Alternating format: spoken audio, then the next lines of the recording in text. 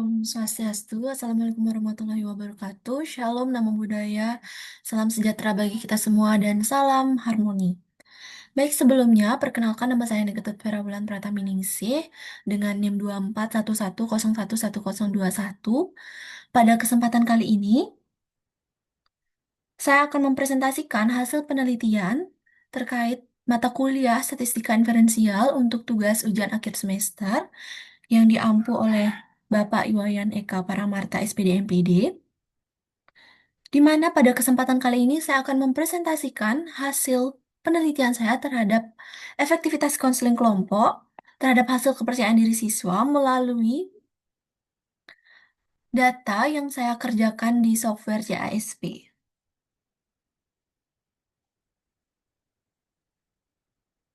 Baik, adapun latar belakang dari penelitian ini bahwa kita ketahui bahwa kepercayaan diri merupakan salah satu aspek penting yang mempengaruhi keberhasilan siswa dalam proses belajar maupun interaksi sosial.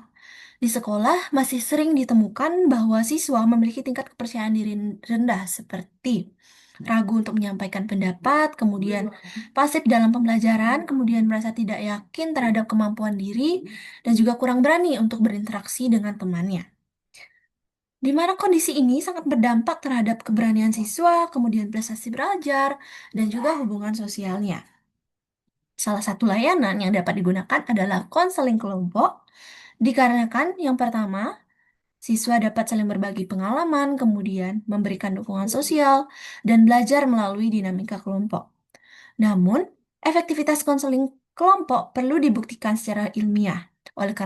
Oleh karena itu, penelitian ini dilakukan untuk mengetahui apakah konseling kelompok itu benar-benar berpengaruh terhadap kepercayaan diri siswa. Nah, kita next slide ada rumusan masalah dan juga tujuan penelitian. Rumusan masalah dalam penelitian ini yaitu apakah terdapat perbedaan tingkat kepercayaan diri antara siswa yang mengikuti layanan konseling kelompok dan juga siswa yang tidak mengikutinya. Sedangkan tujuan penelitiannya yaitu untuk mengetahui efektivitas layanan konseling kelompok terhadap tingkat kepercayaan diri siswa berdasarkan perbedaan skor post-test antara kelompok eksperimen dan juga kelompok kontrol.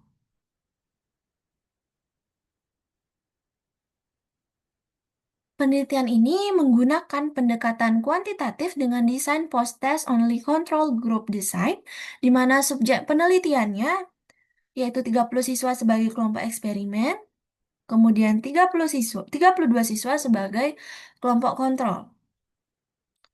Kelompok eksperimen itu mengikuti layanan konseling kelompok, sedangkan kelompok kontrol sendiri tidak mendapatkan layanan tersebut dengan instrumennya yaitu skala kepercayaan diri.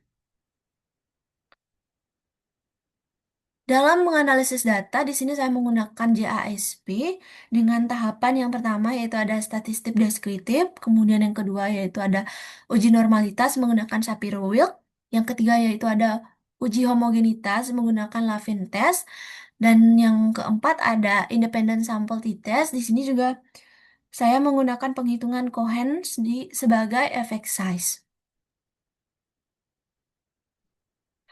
Lanjut, kita memasuki hasil dari JASP terhadap penelitian yang sudah dilakukan.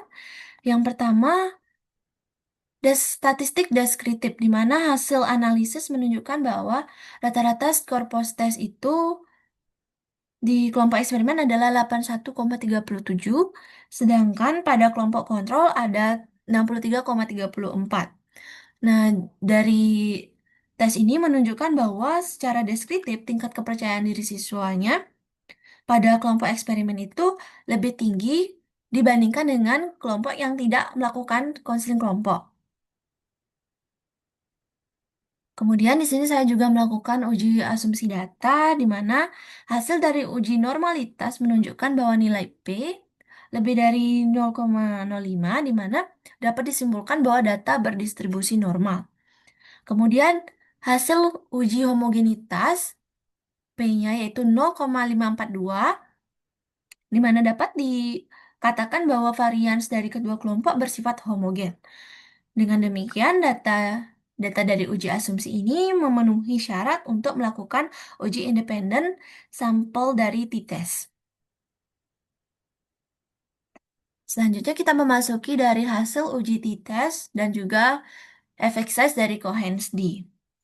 Hasil uji T menunjukkan bahwa T dalam kurung 60 sama dengan 23,128, di mana P kurang dari 0,0,0,001, sehingga dapat disimpulkan bahwa terdapat perbedaan yang signifikan di antara kedua kelompok tersebut. Kemudian nilai dari Cohen-D-nya juga 5,877, bahwa dapat dikategorikan bahwa Cohen-D-nya ini merupakan termasuk ke dalam kategori efek sangat besar, yaitu very large effect, yang artinya pengaruh konseling kelompok tidak hanya signifikan secara statistik, tetapi juga kuat dan bermakna secara praktis. Nah, dari hasil penelitian itu menunjukkan bahwa konseling kelompok yang pertama meningkatkan kepercayaan diri siswa, kemudian memberikan dukungan sosialnya, memberikan ruang untuk berbagi pengalaman antar sesama, dan juga memperkuat keberanian diri untuk lebih bisa mengekspresikan diri sendiri. Sehingga dinamika kelompok membuat siswa merasa yang pertama tentu saja merasa diterima, kemudian merasa didukung, dan juga lebih yakin terhadap kemampuan dirinya sendiri.